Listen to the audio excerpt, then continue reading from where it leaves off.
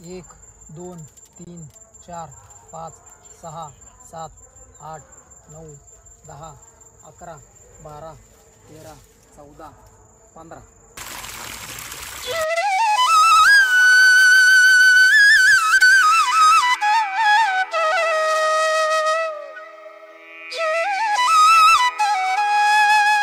शेतकरी मित्रांनो नमस्कार, तुम्ही पाहताय ग्रेट महाराष्ट्र चॅनल. तर मंडळी, मी आता जुन्नूरमधील मंगरूळ या गावात आहे. तर इथं आपल्याकडे ऊस, जे प्रगतशील ऊस शेतकरी आहेत ते ऊस तयार करतात, ऊस शेती करतात. तर आम्ही नेहमीच तुमच्यासाठी शेतीविषयक माहितीचे व्हिडिओ घेऊन येत असतो. तर तुम्ही हा व्हिडिओ पूर्णपणे बघा, जेणेकरून तुम्हाला या व्हिडिओच्या माध्यमातून ऊस शेती तुम्हाला जर प्रगतशील करायची असेल, ऊस शेतीतून तुम्हाला उत्पादन काढायचं असेल, तर आपण त्यांच्याकडून जाणून घेऊया माहिती. तर ही मुलाखत तुम्ही पूर्णपणे बघा. नमस्कार सर. नमस्कार सर. तुमचं नाव आणि पत्ता एकदा सांगा. माझे नाव विनायक विलास लामकडे, मुक्काम पोस्ट मंगरूळ, तालुका जुन्नर, जिल्हा पुणे. बरं, ऊस शेती तुम्ही कधीपासून करताय? साधारणतः सर एक 5-10 वर्षापासून ऊस शेती करतोय. बरं, आणि आता ही जी तुम्ही ऊस शेती करताय, तर त्यामध्ये कोणत्या जातीचं तुम्ही बियाणं यूज करताय? कोणत्या जातीचा ऊस आहे तुमचा? आता प्रामुख्याने आमच्या भागामध्ये जास्त करून 86-032 या वाणाचं बेणं म्हणजे ऊसासाठी वापरलं जातं. बरं, आता जो तुमच्याकडे ऊस शेती आहे ते किती एकरमध्ये आहे सगळी? आता सध्या 2 एकरमध्ये ऊस आहे. बरं, आपण ज्यावेळेस प्राथमिक चर्चा करत होतो त्यावेळेस तुम्ही सांगितलं की इथं सगळं हे झाडं वगैरे होते, तर त्याविषयी थोडी माहिती सांगा. सर, आता मी जे ऊसाचं क्षेत्र केलेलं आहे या ठिकाणी सुरुवातीला आता हा सुरूचा ऊस आहे. तर मी ज्या वेळेस ऊस लावायचा विचार केला इथं, त्यावेळेस इथं मोठमोठ्या बाबळी उगलेल्या होत्या. त्या बाबळी सगळ्या काढल्या मी, आणि साधारणतः एक 12 वर्ष हे वावर पडीक होतं. त्याच्यामुळे ते 12 वर्षामध्ये तेवढं त्या बाबळी वाढलेल्या होत्या त्या वावरामध्ये. त्या बाबळी काढून आता सध्या आपण पाहता या स्टेजला आहे हा ऊस. आता याला 7 महिने झालेत पूर्ण, 8वा महिना चालू आहे या ऊसाला. साधारणतः 16-17 कांड्यावरती ऊस आहे आता. ओके, म्हणजे आता इथे जे पहिल्या बाबळी होत्या म्हणजे हे पीक यूज करत नव्हते कोण? हो, हे पडीक होतं थोडक्यात. पडीक शेत तुम्ही परत त्याला बाबळी काढून पिकाचं केलं. हो हो. तर जो ऊस तुम्ही लावला तो कधी लावला होता? 22 फेब्रुवारी 2024 ला ऊसाची लागवड केलेली. लागवडाची पद्धत काय होती? रोपे आणली होती साहेब मी, साधारणतः 10,000 रुपये होती. बर, तर ते रोपे आणली होती, त्या रोपांची लागवड केली मी 22 फेब्रुवारी 2024 साली.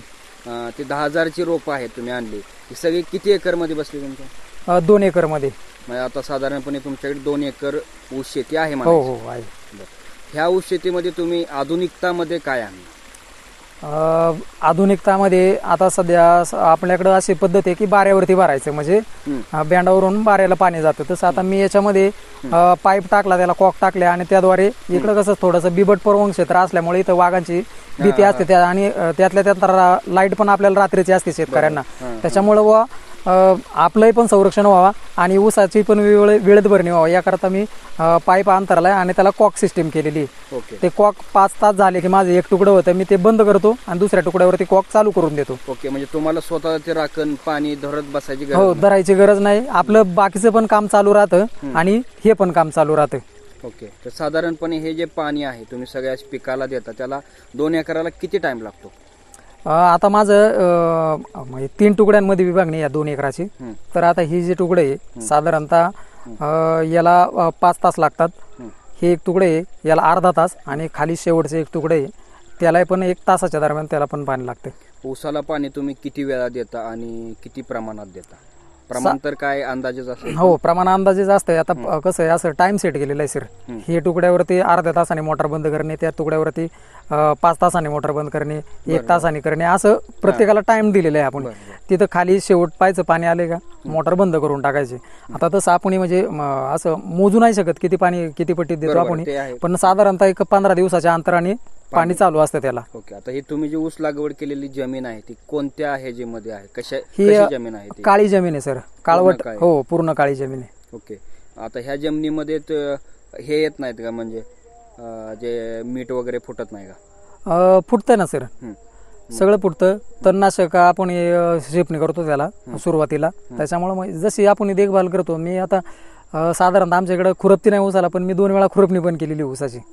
हो, म्हणजे जास्तीत जास्त जेणेकरून आपलं तण कसं कंट्रोल राहील यावरती पण माझा भर राहिलेला आहे. जर तण कंट्रोल मध्ये राहिलं तरच ऊस ग्रीप घेणार आहे फास्ट मध्ये, नाहीतर आपण जेवढे काही पोषण द्रव्य देणार ऊसाला ते तण घेणार शोषून घेणार आहे. त्याच्यामुळे तण कंट्रोल झालं तर ते आपोआपच घटक ऊसाला भेटणार आहेत.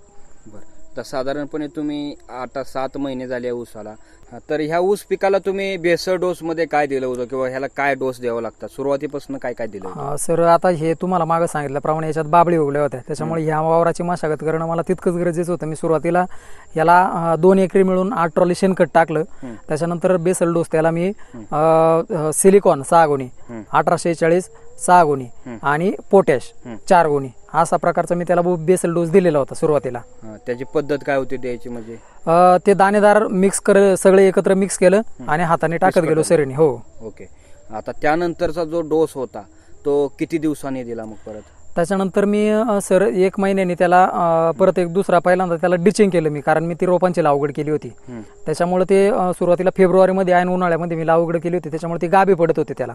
मी त्याला ह्युमिक कॅनॉन याची ड्रिंचिंग केली मी पहिल्यांदा त्याला, आणि त्याच्यानंतर जेव्हा एकदा मुळं धरली झाडाने त्याच्यानंतर मग ते कंटिन्यू चालू झालं पुढे. ओके. आता तुम्ही ऊसाचा पाला वगैरे काढता का? ऊसाचा पाला आम्ही सर आमच्याकडे तशी पद्धत नाही ऊसाचा पाला काढायची, पण एक प्रायोगिक तत्वावरती मी आपलं थोड्या सुरुवातीला जे आहेत साऱ्या त्याचा मी काढला होता. बरं. आता एका देठाला किती ऊसाची संख्या आहे आता तुमच्या ह्याच्यामध्ये? सर तुम्ही काउंट करू शकता. एका देठाला साधारणतः 14 ते 15 फुटवे आहेत एका ऊसाला, एका बेटाला. हो. बरं बरं. ओके. मग आता साधारणपणे तुम्ही ना पीक जमीन, तिथं ज्या जमिनीचा वापर होत नव्हता त्या जमिनीला तुम्ही पिकाची जमीन तयार केली. हो. त्याबद्दल तुमचं खरंच म्हणजे कौतुक करण्यासारखं आहे, त्यासाठी तुम्हाला शुभेच्छा. तर आता तुम्ही मला हे सांगा की जे ऊस शेतकरी आहेत आता ऊस करतात, तर त्यांना तुमचा वैयक्तिक काय सल्ला असेल? सर माझा सल्ला असा आहे, आपण प्रत्येक जण असं करतो. आता तसं पाहिलं तर मी माझं शिक्षण सांगितलं नाही सुरुवातीला. मी BCS कम्प्युटर सायन्स झालेलो आहे, प्लस M.Com मध्ये मास्टर पण आहे, म्हणजे पोस्ट ग्रॅज्युएशन पण केलेलं आहे. आता मी सध्या जॉब करून शेती पाहतो, आणि आपण असं सर्वसाधारण प्रत्येक जण म्हणतो की शेतीमध्ये आम्हाला काही परवडत नाही किंवा आम्हाला पाहिजे तेवढं इन्कम भेटत नाही. तर प्रॉपर वेने आपण जर शेतीकडे लक्ष दिलं तर 100% तुमची नोकरी, सुरुवातीला अशी प्रथा होती, प्रथम शेती नंतर नाही का नोकरी आणि नंतर व्यवसाय. पण आता ते कालांतराने असं झालंय, प्रथम आता व्यवसाय झाला, नंतर नोकरी झाली आणि पार तृतीय दर्जाला शेती गेली. का तर लोकांचं त्याच्यात कष्ट घ्यायचीच मानसिकता राहिली नाही. सगळं आम्हाला नाही का असं आयतं भेटावं, असं देरे हरी पालंगावर असं झालेलं आहे. पण आता विषय असा आहे सर, याच्यात जर प्रामाणिक कष्ट केलं तर याच्यात हमखास आपल्याला 100% यश मिळणार, आणि आपल्याला उत्पन्न सुद्धा 100% आणि आपण पाहिजे आपल्याला अपेक्षित असं उत्पन्न भेटू शकतं सर त्याच्यामध्ये. आता पण हे सगळ्यात महत्वाचं आहे, तुम्ही तरुणाला जो सल्ला दिलेला आहे तो खूप छान दिलेला आहे की शेती ही काळाची गरज आहे. काळाची गरज आहे सर, पण कष्ट करायला नको म्हणतायत. हो, कष्ट करायला. मग आता ह्या शेतीमध्ये तुम्हाला काय काय कष्ट आहेत? सर आता याच्यामध्ये म्हणजे मी सांगितल्याप्रमाणे याच्यामध्ये सुरुवातीला मला कष्ट घ्यावं लागले, कारण वावर माझं तयार नव्हतं वावर, त्याच्यामुळे मला पहिलं ते वावर तयार करायला लागलं. त्याच्यानंतर सगळी मशागत वगैरे करून शेणखत वगैरे करून मी ते रोपांची लागवड केली. त्याच्यानंतर आता सर माझ्या प्लॉटला व्हिजिट द्यायला लोक येतात का बे एवढं म्हणजे एवढा भारी कस काय ऊस बसला बरं तुझ्या याच्यामध्ये. तर सर मी त्याला प्रामाणिक मी माझं कष्ट पण घेतलं त्याला. आणि कसं असतं माहितीये का, समजा आता दिले पाणी लावून मोकार गेलाय कुठं गावामध्ये फिरायला, असं नाही सर, ते प्रॉपर लक्ष पाहिजे त्याच्यावरती. आणि सर्वात महत्वाचं आहे जे ते तण, जर तुम्ही तण वेळीच कंट्रोल केलं तर पुढं जे आपण ज्याला काय जे पोषण द्रव्य देणार, जे काही घटक देणार आहेत ते त्याला लागू होतात ऊसाला. तर ते प्रामुख्याने आपण पाहिलं पाहिजे, तण आपल्याला कुठे दिसले नाही पाहिजे सर वावरामध्ये. बरोबर. आता तुम्ही नोकरी करत हे करताय तर त्याचा वेळ कसा मॅनेज करता नक्की? सर मी सांगितल्याप्रमाणे मी आपला टायमिंग सेट केलेला आहे. ह्या तुकड्यावरती पाणी चालू केलं, अर्ध्या तासाने जाणं पाहणं, तिकडे शेवटच्या कडेला पाणी आलंय ठीक आहे, वॉल बंद करणं, दुसऱ्या तुकड्यावरती चालू करणं, अशा पद्धतीने मला इथं थांबून राहायची गरजच लागत नाही सर.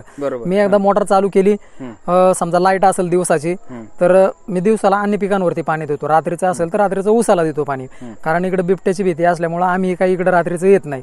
आणि तेवढ्या वेळेत मध्ये तिथं पाणी पोचलेलं असतं खाली, आणि जर नसेल तर थोडासा 1-5-10 मिनिटं एक्स्ट्रा चालू ठेवतो, याच्या पलीकडे नाही सर. म्हणजे इथं थांबून राहायला, प्रत्येक वेळेस बाऱ्यावरती उभं राहणंच असं नाही, हे सोडून आपण आपली कामं आपल्या बाकीच्या वेळात करू शकतो. म्हणजे असं सिस्टमॅटिक थोडंसं काम केलं सर. तर आता ही एक तुम्हाला लाईन दिसते, हे लाईन मी शेणखत माझ्या घरून आणलेले आहे. तर आता मी इथं युरियाचा वापर कमीत कमी करतो सर. माझ्या जे शेणखताचे जे गोमूत्र आहे ते गोमूत्र मी सर प्रत्येक सरीमध्ये सोडतो. त्याचा काय बेनिफिट झाला तुम्हाला? त्याचा बेनिफिट सर माझा युरिया म्हणजे मला युरिया टाकायलाच लागला नाही ऊसाला. आणि विथ सेंद्रिय शेती, हो सेंद्रिय शेती तर झालीच. माझा परिणामी खर्च पण कमी झाला. आपण म्हणतो दरवेळेस म्हणतो शेतीत परवडत नाही. जर आपण असे काहीतरी प्रयोग केले त्याच्यामध्ये वेगवेगळे, जेणेकरून आपला खर्च पण कमी होईल आणि आपल्या उत्पन्नात पण वाढ होईल. बरोबर. आता नवरात्रीचा महिना चालू आहे. हो बरेच शेतकऱ्यांचं म्हणजे प्रत्येक शेतकऱ्याला मला जर वाटतंय की एका स्त्रीचा, ते म्हणतात यशस्वी पुरुषामागे एका स्त्रीचा हात असतो. हो सर. तसं तुमच्या मंडळीचा तुम्हाला हातभार मिळतोय का? हो सर. आता तसं पाहिलं तर माझे कष्ट कमी आणि माझ्या मंडळीचे कष्ट जास्त आहेत त्याच्यामध्ये. मी जसा जॉब करतो तो माझी मंडळी सुद्धा अंगणवाडी का मदतनीस म्हणून आमच्या गावामध्येच आहे, ती पण काम करते. दुपारी ती 2 वाजेपर्यंत तिची ड्युटी असते आणि ती संपल्यानंतर आम्ही दोघं सर, तुम्हाला सांगितलं मी की शेणखत टाकलं आम्ही, तर हे शेणखत सुद्धा आम्ही दोघं नवरा बायकोने मिळूनच टाकलंय. आम्ही कोणाला रुपये पण मजुरी दिली नाही. जे काही तणनाशक आहे, जी शिपणी वगैरे आहे तुमची, म्हणजे कीटकनाशक असेल कोराजेन वगैरे किंवा जे तणनाशक म्हणजे आपली खुरपणी असेल, हे आम्ही सर घरीच केली. आम्ही काही कोणाला पण म्हणजे खर्च जसं जेवढं आपल्याला उत्पन्न आपल्याला माहिती आहे आपण किती काढू शकतो आणि त्या आपल्या पटीत त्या खर्च पण त्या पटीत झाला पाहिजे. जर खर्च जास्त झाला आणि उत्पन्न कमी झालं तर लॉस मध्ये जाणार साहजिकच आहे. आणि प्रत्येकाचं असंच होतं, काय करतो आपण खर्च वारेमाप करतो पण त्या पटीत उत्पन्न अपेक्षेप्रमाणे भेटत नाही का, तर प्रॉपर नियोजन नसतं सर, त्याच्यामुळे ते असं गणित जुळत नाही शेतीचं. आता प्रत्येक व्हिडिओ बघतात, प्रत्येक मुलीला एक शेतकरी नवरा तर पाहिजे, फक्त शेती पाहिजे, पण तो नवरा आहे ना तिला नोकरी करणारा पाहिजे. तर तुम्ही पण नोकरी करताय, तुमची मंडळी तुम्हाला साथ देते, तर तुम्ही मुलींना काय सल्ला द्याल की नोकरीपेक्षा शेती कशी काय चांगली आहे किंवा यामध्ये काय सुख आहे? सर आता मी म्हणजे आता जे काही जे व्हिडिओ पाहतात ज्या मुली, त्यांना माझा एक प्रामाणिक सल्ला असेल की तुम्ही आता ज्यावेळेस स्थळ पाहायला जाता, मुलाला पाहायला जाता, त्यावेळेस तुम्ही काय म्हणता आम्हाला म्हणजे मुलींकडच्यांना किंवा मुलीला जरी नसेल तर मुलीच्या घरच्यांकडला अपेक्षा असते की आम्हाला मुलगा नोकरीवाला पाहिजे, त्याला थोडीफार शेती पाहिजे किंवा तो वेल सेटल पाहिजे, त्याचा पुण्यामध्ये किंवा मुंबईमध्ये फ्लॅट पाहिजे. तर माझी तुम्हाला एक हात जोडून विनंती, तुमची कष्ट करायची तयारी असेल तर तुम्ही हमखास शेती असणारा मुलगा ज्याच्याकडे शेती आहे त्याला तुम्ही हमखास हा माना. पण तुमची कष्ट करायची तयारी असेल तर तुमची नुसती आयत्या पिठावरती रेगोटे ओढायची तुमची हे असेल तर मग तुमचं काय खरं नाही. बरोबर. आपण शेती करणाऱ्यांना तुम्ही आणि जो मुलगा कष्ट करतोय, जो निर्व्यसनी आहे, त्याला तुम्ही आवर्जून प्राधान्य द्या. तुमच्याकडे किती पण इस्टेट असली पण तुमचा जर तुमचे जे काय होणारे मिस्टर भविष्य काळामध्ये ते जर व्यसनाधीन असतील किंवा म्हणजे असतील असे म्हणजे व्यसनाधीन असतील तर त्याचा उपयोग नाही. तुमची संपत्ती काय नाही, तुम्ही संपत्ती किती हे पाहण्यापेक्षा आपला जो होणारा नवरा आहे तो संस्कारक्षम किती आहे याच्याकडे तुम्ही प्रामुख्याने लक्ष द्या, एवढी माझी एक विनंती आहे तुम्हाला. बरोबर. राजाची मालकीन होण्यापेक्षा माझं तर मत आहे की जो कष्ट करतो त्याला राजा बनवा. कारण आता तुम्ही बघितलं की तुम्ही एवढी शेती करताय, तुम्हाला घरच्यांची साथ भेटते, एवढं उत्पन्न भेटते, शेवटी हे जे मिळते ते तुमच्याच फॅमिलीला भेटणार. हो, माझ्याच कुटुंबाला भेटणार. आता साधारणपणे तुम्ही आता एवढं 2 एकर आहे त्यामध्ये किती उत्पन्न भेटू शकेल? सर माझा तसा अंदाज आहे की एकरी 100 टन निघलं पाहिजे उत्पन्न याच्यामध्ये. पण आता शेवटी निसर्गाने पण साथ दिली पाहिजे. तसं आता तर माझा सर तुम्ही कांड्यांची काउंट करू शकता, माझा 7 महिन्याचा ऊस आहे, आता 8वा चालू झालाय, त्याला 15 ते 16 कांड्यावरती आता माझा ऊस आहे. आणि त्याच्यावरती पण अजून आता कारखाना आता एक 15 दिवसांनी आमच्याकडे लेट सुरू होणार आहे, त्याच्यामुळे आता ते पुढे तोडणी जाईल त्याची. तरी साधारणतः एक 40 ते 45 कांड्यांपर्यंत माझा ऊस जाईल सर. बरं. आणि मला अपेक्षा आहे का ती एकरी 100 टन याप्रमाणे टनेज निघावा. 2 एकरमध्ये 200 टन माझं टनेज निघावा सर, माझी अशी अपेक्षा आहे. ओके. या व्यतिरिक्त तुम्हाला काय सांगायचं आहे का? नाही सर, शेती जर तुमचे कष्ट प्रामाणिक असेल तर तुमच्या यशाला काही कोणी पण रोखू शकत नाही, एवढंच मला सर सांगायचं आहे. फक्त तुमचे कष्ट प्रामाणिक पाहिजेत. सर तुम्ही वेळात वेळ काढून खूप छान मुलाखत दिली, त्याबद्दल तुमचं ग्रेट महाराष्ट्र चॅनल कडून खूप खूप धन्यवाद. तुमची शेती अशीच पुढे चालत राहावं, तुम्हाला भरभरून यश मिळावं यासाठी तुम्हाला शुभेच्छा. धन्यवाद सर. धन्यवाद.